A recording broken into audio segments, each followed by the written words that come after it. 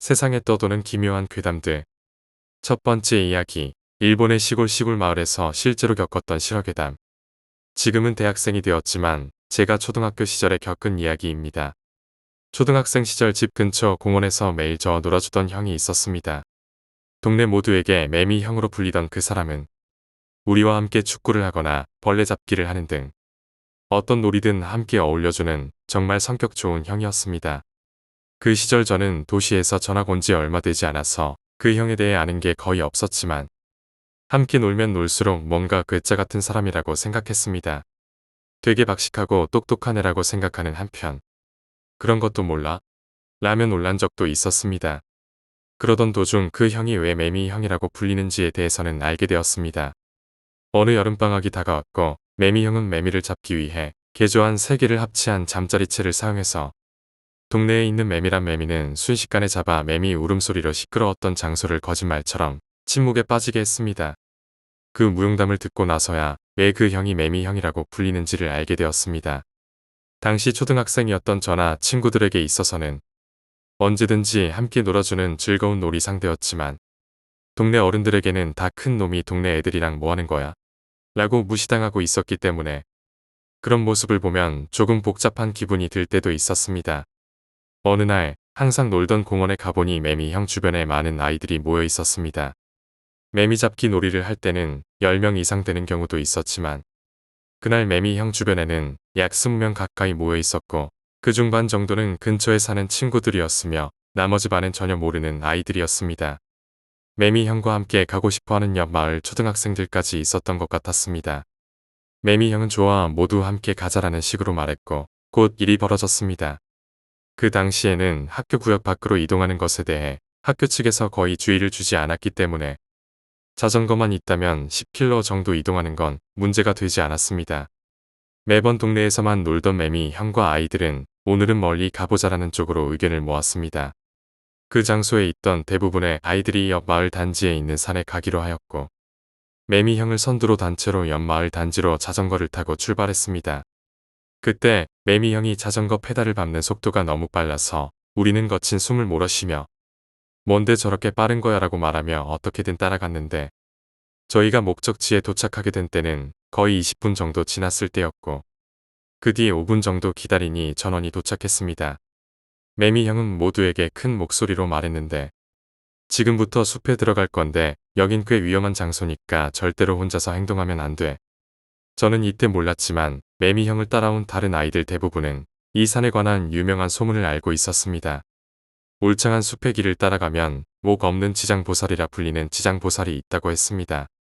예전에 어떤 술에 취한 샐러리맨이 지장보살의 목을 부숴버렸고 그 저주로 인해 샐러리맨의 집안이 화재로 전원 죽었다고 합니다. 지금도 그 지장보살 앞을 지나면 목을 내놓아라, 목을 내놓아라, 목을 내놓아라라는 기분 나쁜 목소리가 들려온다고 합니다. 옆 마을인 저희 학교에도 그 소문이 흘러들어왔고 재미로 여자아이들에게 이야기하면 크게 무서워했으며 덕분에 학교 선생님이나 부모님 모두 그 소문에 대해 알고 있었습니다. 이 얘기를 하면 매일 학교 갈 적에 이 앞을 지나는데 지금까지 그런 목소리는 한 번도 들은 적이 없어 라고 얘기하는 어른들이 있었습니다. 지장보살 소문에 대해 모두들 흥미를 가진 모양이었고 저 또한 그때는 목 없는 지장보살이 정말로 있는지 궁금해져서 직접 확인하고 싶다고 생각했습니다. 지금 생각해보면 그건 정말 큰 실수였습니다. 매미 형을 선두로 10명 이상의 대인원이 목 없는 지장보살을 찾아 숲속을 나아갔는데 해는 조금씩 지고 있었고 오렌지빛의 저녁 하늘이 나뭇잎 사이로 반짝반짝 비치는 광경은 왜인지 모르게 몽환적인 느낌도 들었습니다. 어느 정도 길을 나아갔을 즈음 매미 형이 갑자기 우뚝 멈춰 서더니 저희들에게 여기서 기다려라고 말한 후 잠깐 소변 좀이라더니 그대로 길 근처 나무 그늘에 들어가 버렸습니다. 5분 정도 지나고 근처에서 파삭파삭하는 소리가 들리더니 인기척이 느껴졌습니다. 저는 순간 깜짝 놀랐습니다. 갑자기 나타난 사람은 매미 형이 아닌 이상한 눈을 한 키 작은 할아버지였습니다. 그 할아버지의 눈은 새 곤충처럼 주위를 쉼없이 두리번거렸고 기분 나쁨을 넘어서 아무리 봐도 이상한 얼굴이었습니다. 직감적으로 위험하다고 느낀 저는 주변 애들에게 위험해, 도망쳐라고 말하며 잽싸게 입구를 향해 달렸습니다. 다 같이 도망치던 도중에 아까까지 자신만만했던 K군이 갑자기 비명을 질렀습니다. K가 바라보는 쪽을 보니 10m 정도 앞쪽에 이상한 게 있었는데 그곳에는 거꾸로 선 남자가 있었습니다. 그 남자는 머리로 지면을 딛고 서 있었는데 머리가 있어야 할 곳에는 발이 있었고 지면에 머리를 댄 채 걷는 속도와 비슷한 정도로 움직이고 있었습니다. 그 녀석은 후두부를 우릴 향하고 뒤집힌 채로 다가오기 시작했는데 뒤집힌 몸이 움직일 때마다 주변 나무들이 바삭바삭하고 소리를 내며 흔들렸고 나뭇잎과 나뭇가지가 대량으로 떨어졌습니다. 그것과 동시에 삐하고 이명이 찾아왔고 머리가 쿵쿵 울리는 듯 아파오기 시작했습니다. 그러는 와중에도 거꾸로 선 남자는 우리를 향해 다가오고 있었고 우리들은 발광하거나 울부짖으면서도 출구를 찾아 숲속 길을 맹렬하게 달려나갔습니다. 저를 비롯한 다른 아이들은 비명을 지르며 결코 뒤를 돌아보지 않고 무아지경 상태로 달리기만 했습니다. 어떻게 숲을 도망쳐 나오니 10명 이상 있었던 멤버가 지금은 6명밖에 없음을 깨달았습니다. K나 매미 형도 없었습니다. 어쩌지? 난 이제 저 숲에 다시 들어가고 싶지 않은데. 하지만 엄마도 걱정하실 거라고. 아이들 중 누군가 한 명이 이렇게 말하니 다들 조용해졌습니다. 결국 각자 자신의 집으로 돌아가 부모님께 말씀을 드렸고 그날 바로 경찰의 수색이 시작됐습니다. 몇 개의 질문을 받은 뒤 저는 너무 늦은 시간이니 얼른 자라는 말에 그대로 잠에 들려 했습니다. 그날 밤은 쉽게 잠에 들지 못했고 거꾸로 선 남자의 모습과 이상한 할아버지가 머릿속에서 빙글빙글 돌기만 했습니다. 그리고 어느 순간 문득 깨달았습니다. 닮았다. 분명히 닮았다. 도망칠 땐 혼란에 빠진 터라 거의 의식하지 못했지만 아까 그 거꾸로 선 남자의 뒤통수라던가 옷이나 생김새가 매미 형 그 자체라는 생각이 계속해서 들었습니다. 다음 날 학교에 돌아가니 어제 없었던 멤버들 모두가 돌아와서 안심했는데 아직 옆마을 남자의 한 명과 매미 형이 아직 발견되지 않아 경찰의 수색이 진행되고 있다는 모양이었습니다. 도중에 헤어진 멤버들에게 어제 일을 물어봤는데 우리도 봤어. 위험하다는 생각에 안쪽에 숨어서 언제 도망칠까 고민했는데 그래도 매미 형이 여기서 기다리라고 했잖아. 그래서 경찰이 올 때까지 계속 숨어 있었어. 경찰이 수색을 위해서 왔을 때에는 매미 형을 어디서도 찾을 수 없었다고 합니다.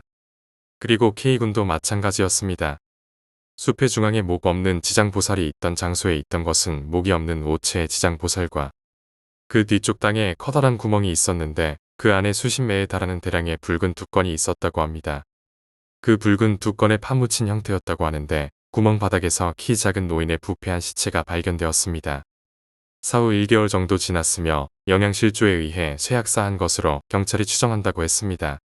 저는 그 당시 매미 형 대신 나타난 이상한 눈을 한 할아버지를 떠올렸습니다. 주변을 끊임없이 두리번대던 눈과 그 괴이한 분위기가 워낙 이상했어서 성인이 된 지금까지도 잊을 수 없습니다. 결국 끝내 그 뒤에도 K군이나 매미 형도 발견되지 않았고 경찰 조사도 어느샌가 끝나버렸습니다. 이 사건 이후 저는 물론이고 마을의 모든 아이들 역시 지장보살이 있다는 산에는 2번 다시 가까이 가지 않았으며 목 없는 지장보살에 대해서도 어느샌가 잊어버리게 되었습니다. 그렇게 10년 정도가 지나고 초등학교 동창회로 오랜만에 고향에 돌아가게 되었습니다. 동창회에서 그때 함께하여 마을 산에 갔던 친구와 우연히 만나게 되었고 그에게서 무서운 이야기를 들을 수 있었습니다. 어떻게 된 일인지 나중에 K군과 매미 형이 발견되었다는 것입니다. 안타깝게도 둘 다 시체였다고 합니다. 제가 대학 진학과 동시에 고향을 떠난 지 얼마 되지 않아서 주택 한 채 전소, 불탄 자리에서 가족 전원의 불탄 시체가 발견되다라는 뉴스가 고향에 보도되었다고 합니다. 그 주택은 확실히 K군의 집이었고 K군을 제외한 가족들은 전부 거실에서 사망했다고 하는데 발화점을 조사하던 중 집 바닥에서 또 다른 사체가 하나가 발견되었다고 했습니다. 그 시체가 실종된 K군이라는 것이 밝혀졌다고 합니다. 다른 가족들의 시체와 달리 완전히 백골화된 상태였으며 바닥에서는 손수건 크기의 붉은 두건 수십 매가 나왔다고 합니다. 목 없는 지장보살 뒤편 구멍에 있던 두건과 똑같이 말입니다.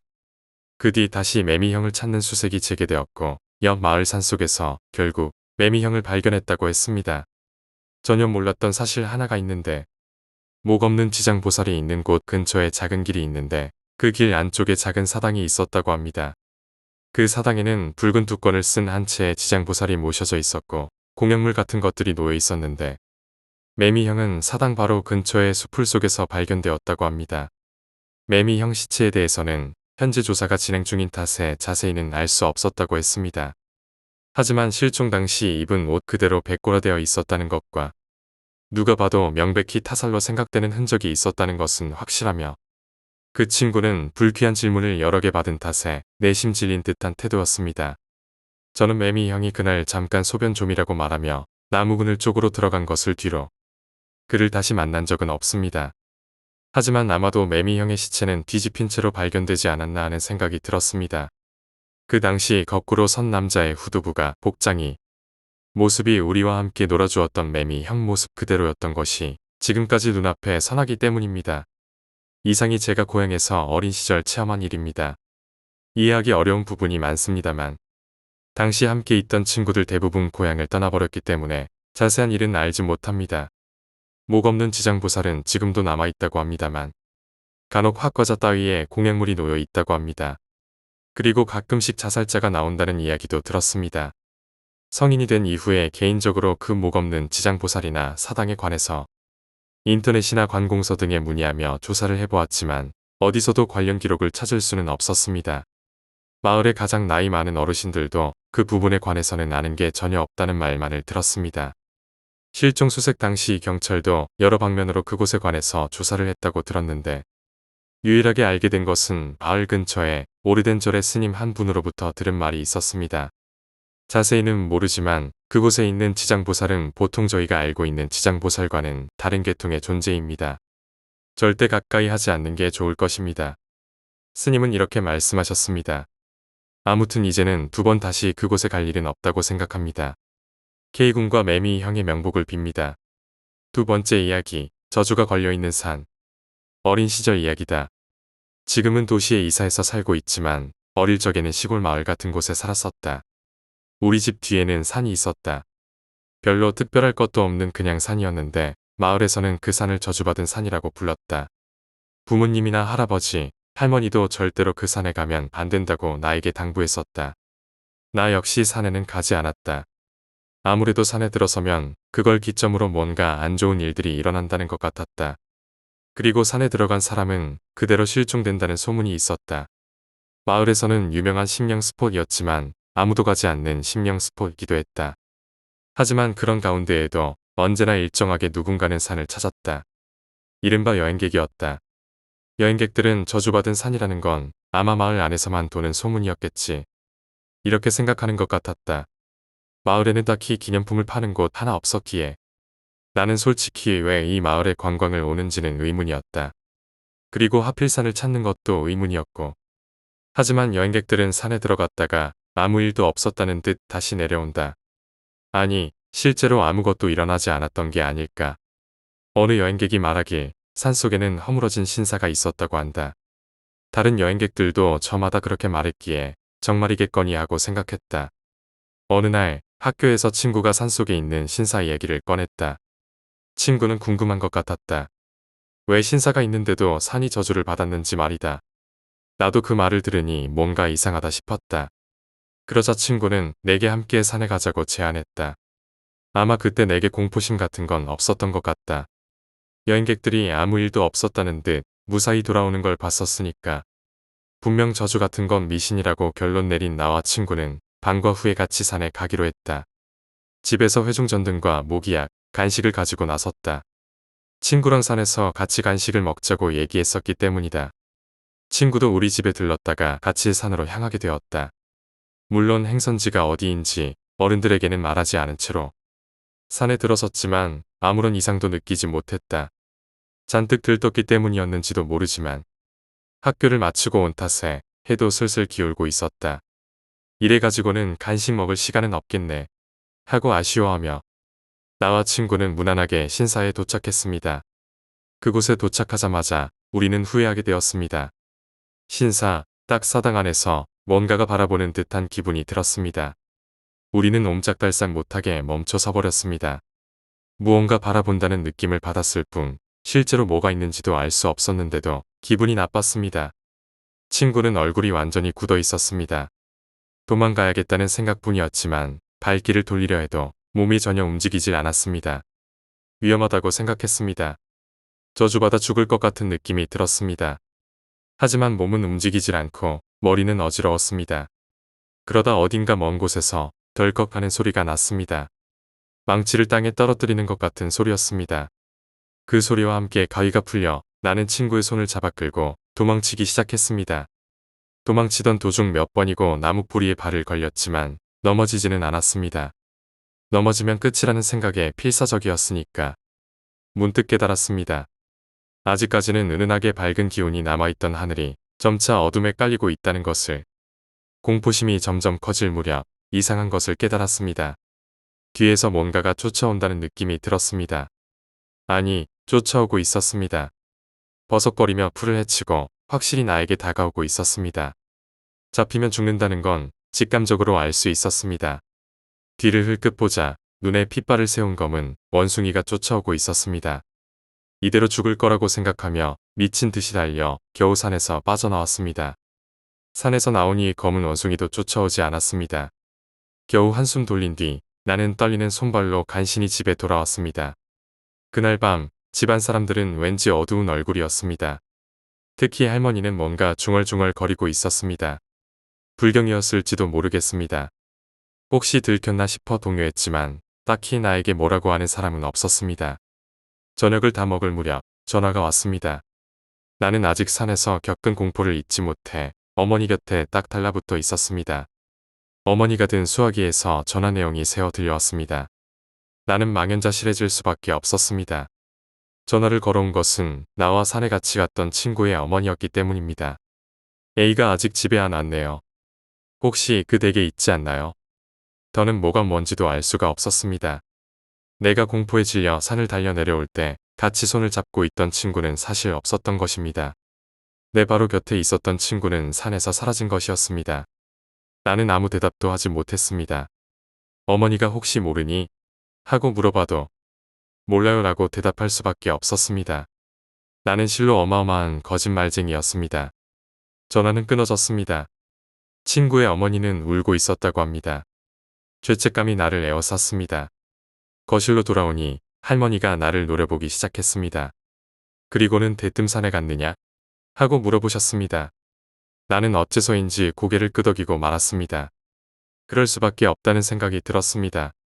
그러자 할머니는 노인이라고 생각되지 않는 재빠른 몸놀림으로 나에게 달려들었습니다. 어째서 간 거냐? 그곳은 저주받은 곳이야. 너는 이미 쉬어 있어. 곧 찾으러 올 게다. 찾으러 온다니. 그 원숭이를 말하는 것일까? 나는 겁에 질려 어쩔 줄을 몰랐습니다. 내 친구도 갔었지. 그 녀석은 너를 대신해 잡혀간 거야. 친구가 나 대신 잡혀갔다는 말을 듣자 눈앞이 캄캄해지며 그대로 정신을 잃고 말았습니다. 나에게는 다행히도 아무런 일도 일어나지 않았습니다. 친구에게는 아무리 사과를 해도 모자랄 일입니다. 저주받은 산. 과거 내가 살던 마을은 식인 마을이었다고 합니다. 식인종의 더러운 피를 증오한 나머지 산에 신성한 신사가 저주를 내렸다는 것입니다. 할머니의 말에 따르면 오랜 시간이 지났지만 아직도 신사의 저주가 너무 강해 잦아들지를 않는다고 했습니다. 그렇기에 저주를 직접 받고 있는 마을 사람들이 산에 오르면 나쁜 일이 일어나는 것이라고 했습니다. 여행객들이 아무 문제 없이 산을 내려온 것도 그 때문이었습니다. 친구는 나를 대신해서 잡혀간 탓에 나는 멀쩡한 것이고 처음부터 저주를 받은 것은 산이 아니라 우리였습니다. 그 원숭이 같은 것은 산신인지 무엇인지 정체를 알 수가 없습니다. 나는 그 이후 명절에도 고향을 찾지 않고 있습니다. 다음에 가면 정말 죽을지도 모르니까. 세 번째 이야기, 신비한 장난감 가게. 이야기는 제가 중학교 시절 작은 시골 마을에서 일어난 일입니다. 그 시절 우리 마을은 작은 가게 몇 곳과 오래된 건물들로 이루어진 평범한 곳이었습니다. 하지만 마을 중심에는 항상 사람들의 관심을 끌던 오래된 장난감 가게가 하나 있었습니다. 그 가게는 낡고 허름해 보였지만 내부에는 신기하고 독특한 장난감들이 가득했습니다. 주인은 언제나 흐릿한 미소를 짓고 있는 할아버지였고 사람들은 그를 장난감 할아버지라고 불렀습니다. 어느 날 학교를 마치고 친구들과 함께 집으로 가던 중 저는 우연히 그 장난감 가게 앞을 지나가게 되었습니다. 친구 중 하나가 갑자기 가게 안으로 들어가 보자고 제안했고 호기심 많은 저는 흔쾌히 동의했습니다. 가게 안으로 들어가니 바깥에서 보던 것과는 전혀 다른 풍경이 펼쳐졌습니다.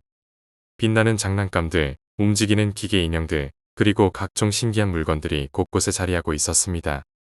그날 장난감 할아버지는 우리를 반갑게 맞아주며 새로운 장난감을 보여주겠다고 했습니다. 할아버지는 우리를 가게 뒤편의 작은 방으로 안내했습니다. 그곳에는 다른 가게에서는 볼 수 없는 독특한 장난감들이 있었습니다. 그중 하나는 스스로 움직이는 작은 병정 인형이었고, 다른 하나는 마치 살아있는 것처럼 날아다니는 새 모양의 장난감이었습니다. 우리는 그 장난감들의 넋을 잃고 구경했습니다. 그러던 중 할아버지가 갑자기 저를 부르더니 특별한 장난감을 보여주겠다고 했습니다. 그는 가게 가장 안쪽에 있는 작은 문을 열고 저를 안내했습니다. 그 문을 지나자 작은 비밀방이 나타났고 그 방 중앙에는 낡고 허름한 상자가 있었습니다. 할아버지는 상자를 열어보라고 했습니다. 상자 안에는 오래된 나무로 만들어진 작은 인형이 하나 있었습니다. 그 인형은 매우 정교하게 만들어져 있었고 눈에 띄게 고풍스러웠습니다. 할아버지는 이 인형이 마법의 인형이라며 소원을 들어줄 수 있다고 했습니다. 저는 처음에는 웃어넘겼지만 할아버지의 진지한 표정을 보고는 그 말을 믿기로 했습니다. 할아버지는 인형을 조심스럽게 다루며 사용 방법을 알려주었습니다. 인형을 손에 쥐고 마음속으로 소원을 빌면 그 소원이 이루어진다는 것이었습니다. 다만 그 소원이 이루어지기 위해서는 반드시 인형에게 뭔가를 희생해야 한다고 했습니다. 할아버지는 더 이상의 설명은 해주지 않았습니다. 저는 인형을 받아들고 친구들에게 돌아갔습니다.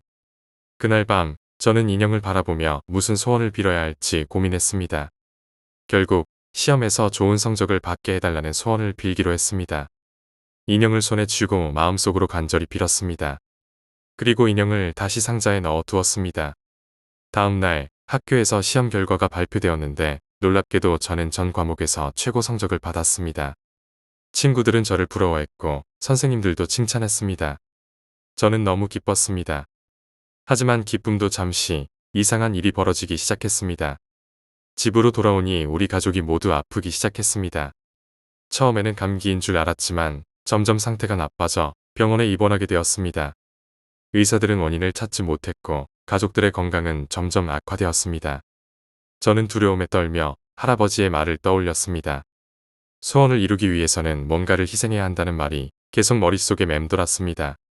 저는 인형에게 소원을 빌었던 것을 후회하며 다시 장난감 가게를 찾아갔습니다. 할아버지에게 모든 이야기를 털어놓고 이 문제를 해결해달라고 부탁했습니다. 할아버지는 조용히 듣더니 제가 소원을 빌 때 인형에게 무엇을 희생했는지 물었습니다. 저는 아무것도 희생하지 않았다고 대답하자 할아버지는 고개를 저으며 그것이 문제라고 했습니다. 할아버지는 인형의 저주를 풀기 위해서는 반드시 인형에게 다시 소원을 빌고 이번에는 진심으로 무엇인가를 희생해야 한다고 했습니다. 저는 가족들의 건강을 되찾기 위해 인형을 손에 쥐고 다시 소원을 빌었습니다. 이번에는 제 성적을 희생하기로 했습니다. 그리고 인형에게 그것을 전하며 간절히 빌었습니다. 그날 밤 기적적으로 가족들의 건강이 회복되기 시작했습니다. 병원에서는 원인을 알 수 없었지만 가족들은 모두 건강을 되찾았습니다. 저는 안도감과 함께 큰 교훈을 얻었습니다. 그리고 다음 날 학교에 가니 제 시험 성적은 모두 떨어져 있었습니다. 친구들은 놀랐지만 저는 가족들의 건강이 돌아왔다는 사실에 만족했습니다. 그 후로 저는 그 장난감 가게에 다시 가지 않았습니다. 장난감 할아버지도 더 이상 마을에서 볼 수 없었습니다. 그 가게는 문을 닫았고 사람들은 점점 잊어갔습니다. 그러나 저는 그날의 일을 절대 잊지 않았습니다. 인형이 보여준 마법과 희생의 대가는 너무나도 큰 교훈이었습니다. 이후로 저는 소원과 희생의 관계에 대해 깊이 생각하게 되었습니다. 어떤 것을 얻기 위해서는 반드시 그에 상응하는 대가가 따른다는 것을 깨달았습니다. 그리고 그것을 이해한 이후로 저는 더 신중하게 소원을 빌고 더 책임감 있게 행동하려 노력했습니다. 인생은 언제나 균형을 이루고 있다는 사실을 깨닫게 된 것입니다. 네 번째 이야기, 잃어버린 숲의 전설. 내가 고등학교에 다니던 시절 우리 마을에는 한 가지 전설이 전해지고 있었다. 그 전설은 숲에 관한 것이었고 사람들은 그 숲을 잃어버린 숲이라고 불렀다. 숲은 마을에서 조금 떨어진 곳에 있었고 그곳에 들어갔다가 돌아오지 못한 사람들이 있다는 이야기가 많았다. 어른들은 그 숲에 가까이 가지 말라고 경고했지만 우리 친구들 사이에서는 항상 그곳에 대한 호기심이 가득했다. 어느 날 방학을 맞이한 우리는 모험을 떠나기로 했다. 친구 3명과 함께 잃어버린 숲을 탐험하기로 결심한 것이다. 우리는 각자 준비물을 챙기고 아침 일찍 만나서 출발했다. 길을 따라 숲으로 향하는 동안 우리는 전설에 대해 이야기하며 웃고 떠들었다. 하지만 숲에 다가갈수록 점점 말수가 줄어들고 긴장감이 감돌기 시작했다. 숲 입구에 도착했을 때 우리는 잠시 멈춰서 깊은 숨을 들이마셨다. 숲은 울창하고 어두웠다. 나무들이 빽빽하게 서 있어서 햇빛이 거의 들어오지 않았다. 우리는 서로를 격려하며 한 걸음씩 숲속으로 들어갔다. 숲 안은 외부와는 완전히 다른 세계 같았다. 새소리와 나뭇잎 사이를 스치는 바람 소리만이 우리를 맞이했다. 얼마나 걸었을까 우리는 길을 잃고 말았다. 사방이 똑같아 보였고 어디로 가야 할지 알 수 없었다. 우리는 패닉에 빠지기 시작했다. 어떡하지? 여기서 나갈 수 있을까? 친구 중 하나가 불안한 목소리로 말했다. 나는 침착하려고 노력하며 걱정 마, 분명히 방법이 있을 거야 라고 대답했다. 우리는 방향을 정하기 위해 주변을 살펴보았다. 그때 멀리서 희미하게 빛나는 무언가를 발견했다. 우리는 그 빛을 따라가기로 했다. 빛은 점점 더 밝아졌고 마침내 우리는 숲속 깊은 곳에 숨겨진 작은 호수를 발견했다. 호수는 맑고 아름다웠으며 그곳에는 작은 오두막이 하나 있었다. 우리는 호수와 오두막을 보며 잠시 안도감을 느꼈다. 오두막에 다가가자 문이 살짝 열려 있는 것을 발견했다. 우리는 조심스럽게 문을 열고 안으로 들어갔다. 오두막 안은 깔끔하게 정돈되어 있었고 벽에는 오래된 사진들과 이상한 문양들이 걸려 있었다. 우리는 그곳에서 잠시 휴식을 취하며 앞으로 어떻게 할지 고민했다. 그때 오두막 주인이 나타났다. 그는 나이가 지긋한 할아버지였고 우리를 보며 미소 지었다. 여기까지 어떻게 왔느냐? 할아버지가 물었다. 우리는 길을 잃고 헤매다 이곳에 도착했다고 설명했다. 할아버지는 우리를 따뜻하게 맞아주며 차를 내어주었다. 우리는 할아버지에게 전설에 대해 물어보았다. 할아버지는 잠시 생각하더니 오래된 이야기를 들려주기 시작했다. 옛날 이 숲에는 마을 사람들이 섬기던 신비한 나무가 있었다고 한다. 그 나무는 사람들의 소원을 들어주는 힘을 가지고 있었고 마을 사람들은 그 나무를 신성하게 여겼다. 하지만 어느 날 외부에서 온 나쁜 사람들이 그 나무의 힘을 이용하려고 숲을 침범했다. 나무는 그들의 탐욕에 의해 불타버렸고 숲은 저주받은 곳이 되었다. 할아버지는 이어서 말했다. 그 이후로 숲은 사람들을 길을 잃게 만들고 숲속에 머무르게 만들었다네. 하지만 진정한 마음을 가지고 이곳에 온 사람들은 숲의 비밀을 풀고 돌아갈 수 있다네. 우리는 할아버지의 이야기를 듣고 조금 안심이 되었다. 할아버지는 우리가 숲을 안전하게 빠져나갈 수 있도록 도와주겠다고 약속했다. 그날 밤 우리는 할아버지의 오두막에서 잠을 잤다. 꿈속에서 나는 신비한 나무를 보았다. 나무는 빛나고 있었고 나에게 손짓하는 듯했다. 나는 나무에게 다가가 손을 내밀었고 그 순간 눈을 떴다. 꿈이 너무나도 생생해서 마치 실제로 경험한 것 같았다. 다음 날 아침 할아버지는 우리에게 숲을 빠져나갈 수 있는 길을 알려주었다. 그는 작은 지도를 주며 길을 따라가면 마을로 돌아갈 수 있다고 설명했다. 우리는 할아버지에게 감사의 인사를 전하고 지도를 따라 숲을 빠져나가기로 했다. 숲속을 걸어가는 동안 우리는 할아버지가 준 지도를 주의 깊게 살폈다. 지도에는 작은 표시들이 있었고 우리는 그 표시를 따라가며 길을 찾았다. 숲은 여전히 신비로웠지만 우리는 더 이상 두려움을 느끼지 않았다. 할아버지의 말대로 길을 따라가다 보니 마침내 숲의 출구에 도착할 수 있었다. 숲을 빠져나온 우리는 안도의 한숨을 내쉬며 마을로 돌아갔다. 가족들은 우리가 무사히 돌아온 것을 보고 매우 기뻐했다. 우리는 숲에서 겪은 일을 이야기하며 할아버지와 신비한 나무의 이야기를 전했다. 마을 사람들은 그 이야기를 듣고는 놀라워하며 숲에 대한 경각심을 다시금 가지게 되었다. 그 후로 우리는 숲에 대한 전설을 더 이상 두려워하지 않았다. 오히려 그곳을 신성하게 여기며 숲을 보호하려 노력했다. 할아버지와 신비한 나무의 이야기는 마을 사람들에게 큰 교훈을 주었고 우리는 자연과 조화를 이루며 살아가게 되었다. 이렇게 우리는 잃어버린 숲에서의 모험을 통해 많은 것을 배웠다. 자연의 신비로움과 그 안에 숨겨진 비밀들, 그리고 진정한 마음을 가지고 있을 때만이 그 비밀을 풀 수 있다는 것을 말이다. 우리는 더 이상 숲을 두려워하지 않았고 오히려 그곳에서 얻은 소중한 경험을 간직하며 살아갔다. 몇 년이 지나 나는 대학에 진학하고 새로운 생활을 시작하게 되었다.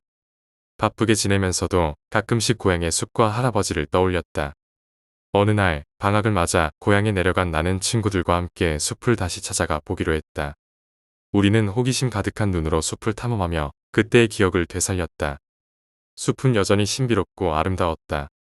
우리는 할아버지의 오두막을 찾기 위해 길을 따라가 보았지만 오두막은 어디에도 없었다. 마치 처음부터 존재하지 않았던 것처럼 말이다. 우리는 숲을 돌아다니며 여러 가지 추측을 해보았지만 아무런 단서를 찾지 못했다. 할아버지와 오두막은 전설 속 이야기로만 남게 된 것 같았다. 그러던 중 우리는 숲속 깊은 곳에서 작은 나무를 발견했다. 그 나무는 마치 꿈속에서 보았던 신비한 나무와 비슷하게 생겼다. 우리는 그 나무를 바라보며 한참을 서 있었다. 나무는 여전히 빛나고 있는 듯한 느낌을 주었고 우리는 그 앞에서 마음을 모아 소원을 빌었다. 그날 이후 우리는 숲을 보호하고자 하는 마음을 더욱 굳게 다짐했다. 마을 사람들도 우리 이야기를 듣고는 숲을 신성하게 여기며 그곳을 지키기 위해 노력했다. 숲은 이제 더 이상 두려움의 대상이 아닌 소중한 자연의 일부로 여겨지게 되었다. 지금도 가끔 고향을 찾으면 숲을 한 번씩 방문하곤 한다. 숲은 여전히 신비롭고 그 안에 많은 이야기가 숨겨져 있을 것이다. 할아버지와 신비한 나무의 이야기는 내 마음속에 깊이 새겨져 있으며 나는 그 기억을 소중히 간직하고 있다. 숲은 우리에게 많은 것을 가르쳐 주었다. 자연의 신비로움과 그 안에 담긴 비밀들, 그리고 진정한 마음을 가질 때만이 그 비밀을 풀 수 있다는 것을, 우리는 자연과 조화를 이루며 살아가야 한다는 것을 깨닫게 해준 숲. 그 숲은 나에게 평생 잊지 못할 추억을 선사해 주었다. 앞으로도 나는 자연을 사랑하며 그 신비로움을 탐구할 것이다. 숲에서 배운 교훈을 잊지 않고 자연과 더불어 살아가는 삶을 이어가길 바란다. 이 이야기가 끝나더라도 숲의 전설은 계속될 것이다. 숲속 어딘가에 여전히 남아있을 신비한 나무처럼 말이다.